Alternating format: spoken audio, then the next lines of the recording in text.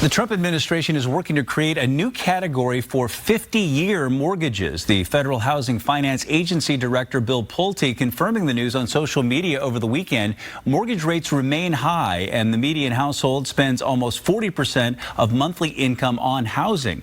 That's according to Redfin. And joining us now with what this could mean for your wallet and potentially the real estate market is Adriano Tori, the CEO of RexMont Real Estate. Adriano, good to have you here. Thanks for having me. All right, so let's talk about this idea of 50-year mortgages. I mean, we know a lot about 30-year fixed mortgages, but what would a 50-year mortgage actually look like? After being in the industry for over 2 decades, I've seen trends come and go. From first-time homebuyer, no money down programs to the adjustable rate mortgage explosions. Every now and then, we see new products and programs hit the market that promises the reshaping of how Americans buy a home. Now, this new buzz of the 50-year mortgage could potentially be a temporary solution for what most people are thinking are cost-prohibitive ways in which they would buy, their first home, or potentially delaying, their home purchase. A scenario that we see most often in the current market right now for the Pacific Northwest home buyer, let's put like $700,000 as a purchase price, which is what we're seeing most commonly in the area. If we were comparing a 30-year mortgage versus a 50-year mortgage, you're looking at in average 6% to 7% an average home buyer would put down as down payment. That is a $4,900 on a 30-year mortgage compared to a projected 50-year mortgage, $4,500. So those $400 in savings that will bring on a month-to-month recurring basis. So at a glance, a 50-year mortgage may seem appealing, right, but there is a deeper story when we really break down the math. Because you're on the hook for a half century with that.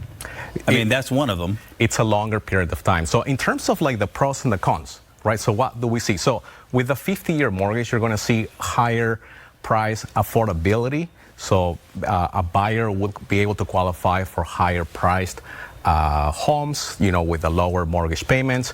And the same, like it could also help buyers break sooner into the market with those lower payments. The other pro is like that $400 in savings that they would have. They could use it, to invest in the stocks, potentially opening a health savings plan or investing in a 401k retirement plan to basically help outpace the lost home equity growth that they'll have on their property. And then the other one is the reduction on the entry barriers. So as we are aware, Bill, in the area, we've been having issues with housing affordability for such a long time. And today is at a record low, right? And so basically what this means is the ability for buyers to access housing becomes more of stretching the terms that could potentially bridge the gap for those younger buyers becoming homeowners. Okay, you could get into the home, but like I was saying, I mean, you're on the hook for a half century on this thing, and you're paying interest on it for all that time. Exactly, and let's look into the cons, right? And so what it means if we were to buy a property and then finance over 50 years, so it means that we are growing equity at a much slower pace.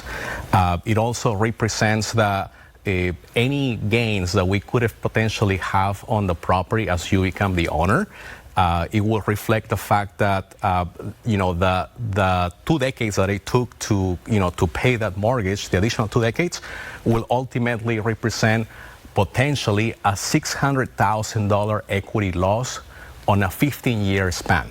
The other element that also will affect this is that it makes the property hugely market dependent. So if the appreciation slows or it regresses, a 50-year borrower could be in the hook for a longer period of time. Sure. And also the equity will be exclusively dependent on market performance rather than principal pay down. Adriano Tori from RexMont Real Estate, thanks so much for your insight on that. Thanks for having me. Appreciate it.